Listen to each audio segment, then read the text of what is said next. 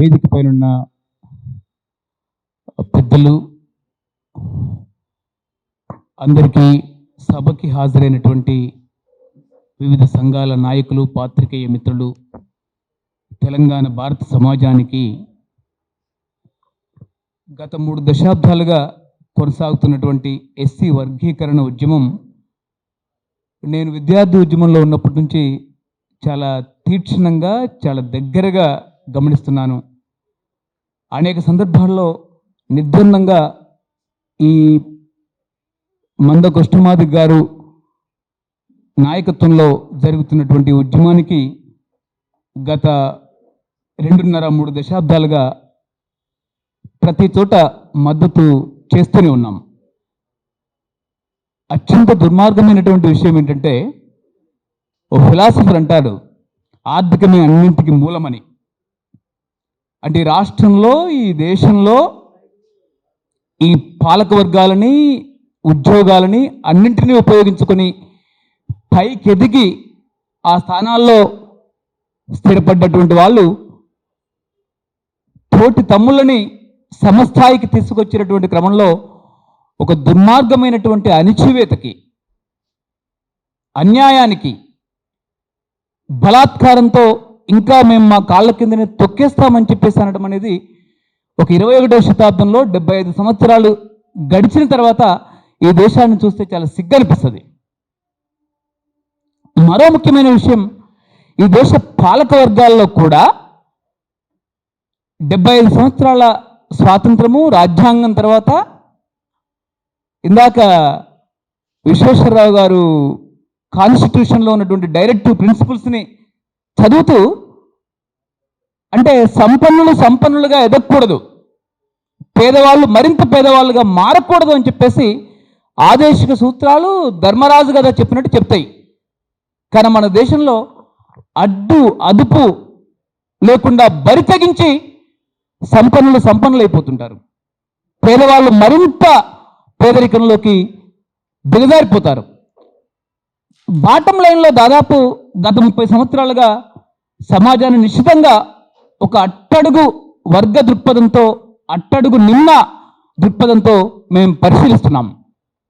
ఈ రోజుకి దురదృష్టవశాత్తు నిరాస్తిపరులుగా ఉన్నటువంటి పాపం అనేక మంది మాదిగ కులాల్లో ఉన్నటువంటి కింద వాళ్ళు అత్యంత బాధ, కన్నీరు పెట్టేటటువంటి విషయాలు చాలా కనిపిస్తాయి. ఏమాత్రం మానవత్వం ఉన్నా బాంఛన్ అనేటటువంటి పదాన్ని ఈ రోజుకి వింటున్నాం.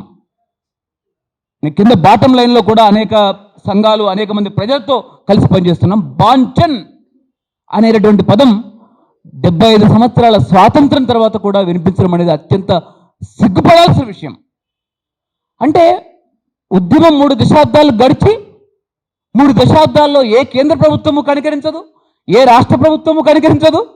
సుప్రీంకోర్టు తీర్పు వచ్చినా కూడా సిగ్గు విడిచి ఈ రోజుకి తీర్పు రాగానే మేము అమలు చేస్తామని చెప్పేసి మైకుల ముందు, మెయిన్ స్ట్రీమ్ మీడియా ముందు మాట్లాడి మేము అమలు చేస్తామని చెప్పినటువంటి పెద్దలు ఈ రోజుకి అమలు చేయకపోవడము, ఉద్యోగ క్రమాన్నంతా కొనసాగించడం అనేటువంటిది అత్యంత ఘోరమైన విషయం.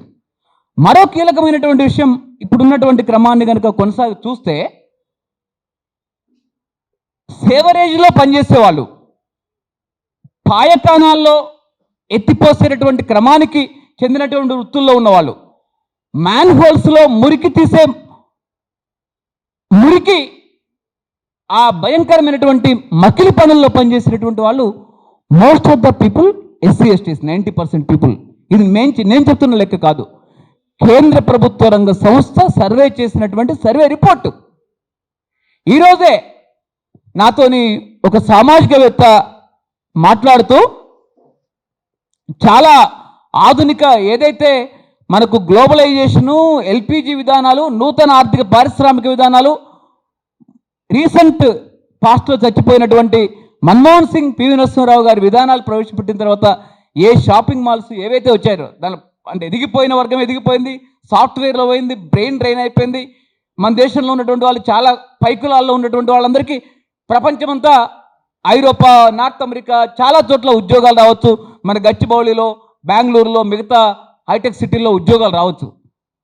కానీ ఆ షాపింగ్ మాల్స్లో బానిసల కంటే హీనంగా 12 గంటలు 9 గంటలు పనిచేస్తున్నటువంటి వాళ్ళు ఎవరు అంటే ఎస్సీ ఎస్టీ కింద అట్టడుగు కులాల్లో ఉన్నటువంటి వాళ్ళు, most of the people. A shopping మాల్లో ఒక కూలీగా పనిచేస్తున్నటువంటి వాళ్ళు ఒక కమ్మ కులానికి చెందిన వాళ్ళు ఉండరు. మీరు పరిశీలించండి జాగ్రత్తగా, అసలు దాదాపు ఉండరు. అంటే ఇది ఎవరు చెప్పారు?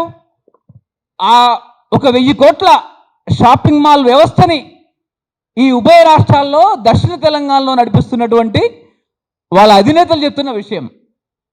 అంటే 21వ శతాబ్దంలో అంగారకుడి దగ్గర నివాసాలు గురించి మాట్లాడుతున్నటువంటి ఎలన్ మస్క్ స్పేస్ ఎక్స్ కాలంలో, అమెజాన్ జెఫ్ బెజోస్ కాలంలో అంటే అసమానత్వం ఎంత దుర్మార్గంగా, ఎంత అంతరాలు పేదలకి అట్టడుగు వర్గాలకు మధ్య ఇంకా ఎంత దారుణమైనటువంటి స్థాయిలో ఉందో మనకు కనిపిస్తూ ఉంది.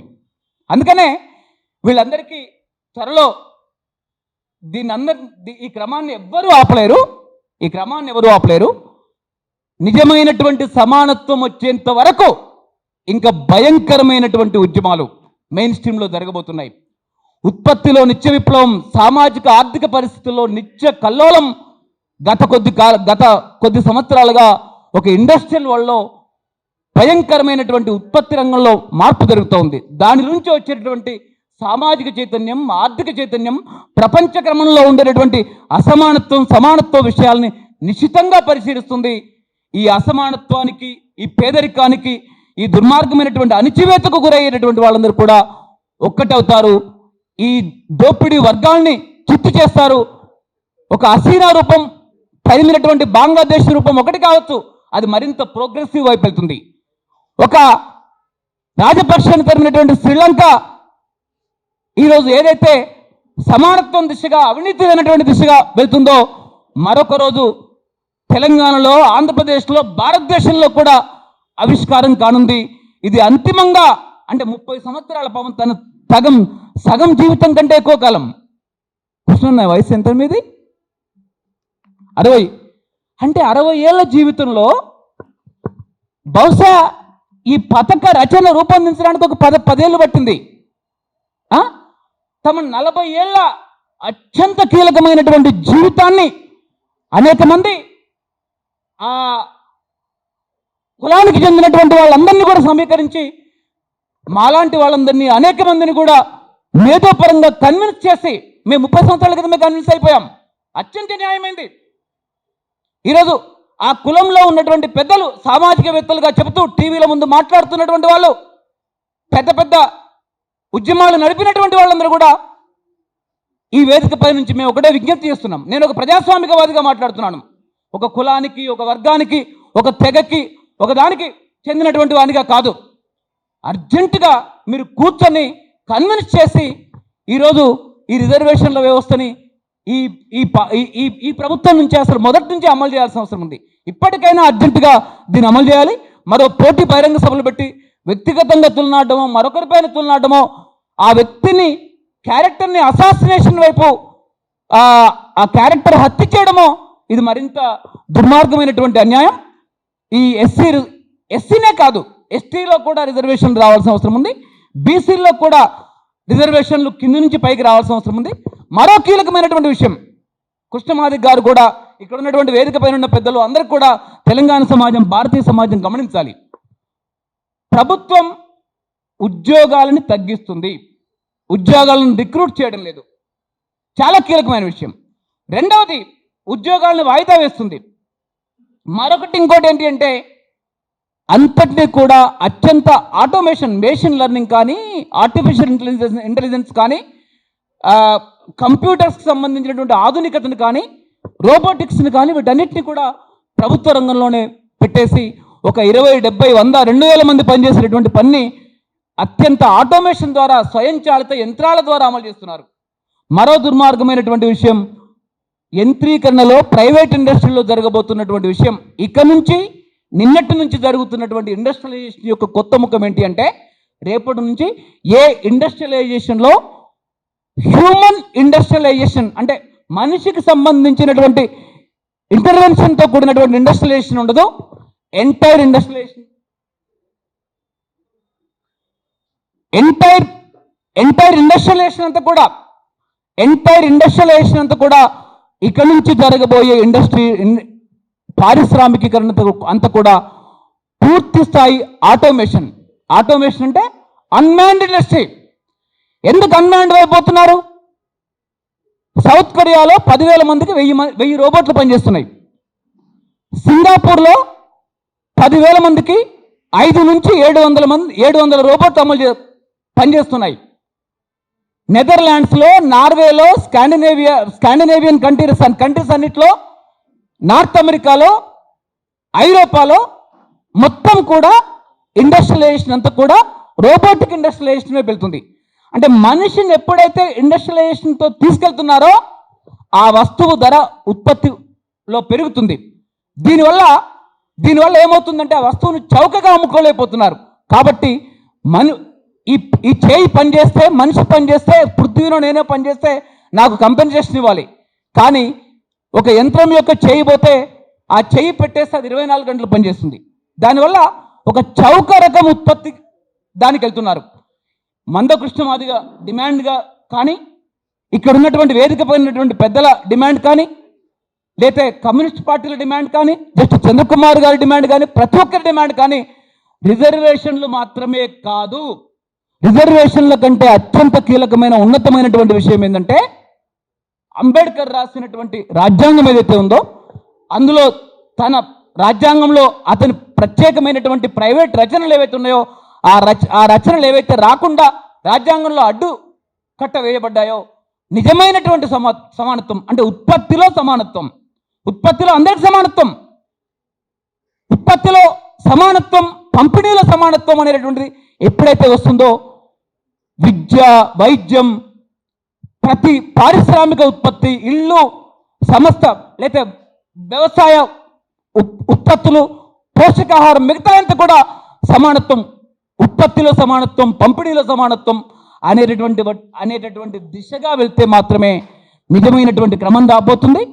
ఒకవేళ దాన్ని కనుక మనం ఇవ్వకపోతే ఈ రిజర్వేషన్ల ఉద్యమాలు కానీ లేతే బీసీ కులాల్లో ఉన్నటువంటి ఇందాక మన మిత్రులు చదివినటువంటి అనేక ఏవైతే ఉన్నాయో చాలామంది ఈ రోజుకి వార్డు మెంబర్ కాలేదో ఏమైంది? రాజకీయ వ్యవస్థ మొత్తం రాజకీయ వ్యవస్థ డబ్బులో ఇరుక్కుపోయింది. అంటే పాలక వర్గాలన్నీ కూడా కార్పొరేట్ డబ్బుతో ముడిపడుతున్నాయి. అంటే పాలక వర్గాల బడా డబ్బు సంపాదించి ఆ డబ్బుతో రాజకీయాలన్నింటినీ నడిపేసి ఈ రాజకీయాల్లో ఆధిపత్యం ఎవరి దగ్గర ఉందో, డబ్బు ఎవరి దగ్గర అయితే ఉందో వాళ్ళే ఈరోజు ఈ ఆధిపత్యం కొనసాగుతుంది. ఆ డబ్బు ఆధిపత్యమే ఈరోజు ఎస్సీల్లో వర్గీకరణ జరగకుండా, ఎస్టీల్లో వర్గీకరణ జరగకుండా, బీసీలో వర్గీకరణ జరగకుండా ఆ దాంట్లో ఉన్నటువంటి డబ్బు ఆధిపత్య కులాలే ఈ రిజర్వేషన్ల క్రమానికి అడ్డుగా పడుతున్నాయి, ఈ క్రమానికి అడ్డుగా పడతాయి. కాబట్టి ఇది వర్గ ఉద్యమం దిశగా, దాంతోపాటు ఈ రిజర్వేషన్ల ఫలితాలు అమలు కానటువంటి వాళ్ళు ఎవరైతున్నారో వాళ్ళందరితో కలిసి మరింత విశాలమైనటువంటి ప్రాతిపదికగా ఈ ఉద్యమం చేయాలి. కృష్ణమాదిక్ గారికి, ఇక్కడ ఉన్నటువంటి వాళ్ళందరికీ కూడా నేను ఒక విషయం చెప్తున్నాను. ఈ ఉద్యమాన్ని ఇంతటితో ఆపకుండా అవసరమైతే ఒక పొటెన్షియల్ ప్రెజర్, ఒక భూగోళమంత ప్రెజర్ని తీసుకురావడానికి ఒక భారీ ఎత్తున ఒక 2000 బస్సులు, ఒక 500 బస్సులు, లేతే ఒక 1000 బస్సులు తీసుకొని తెలంగాణ రాష్ట్రమంతా కూడా తక్షణం తెలంగాణ రాష్ట్రంలో దాన్ని అమలు చేయాలి, భారతదేశంలో దీన్ని అమలు చేయాలని చెప్పేసి తక్షణం ఈ 2025లో అలాంటి ఉద్యమానికి మొదలు శ్రీకారం చుడతారని చెప్పేసి ఆ ఉద్యమంలో మేమందరం కూడా భాగస్వామ్యం అవుతామని చెప్పేసి కోరుతూ నిరంతరం అండగా ఉంటామని చెప్పేసి కోరుతూ ఈ అవకాశం ఇచ్చిన పృథ్వీకి ధన్యవాదాలు. Thank you.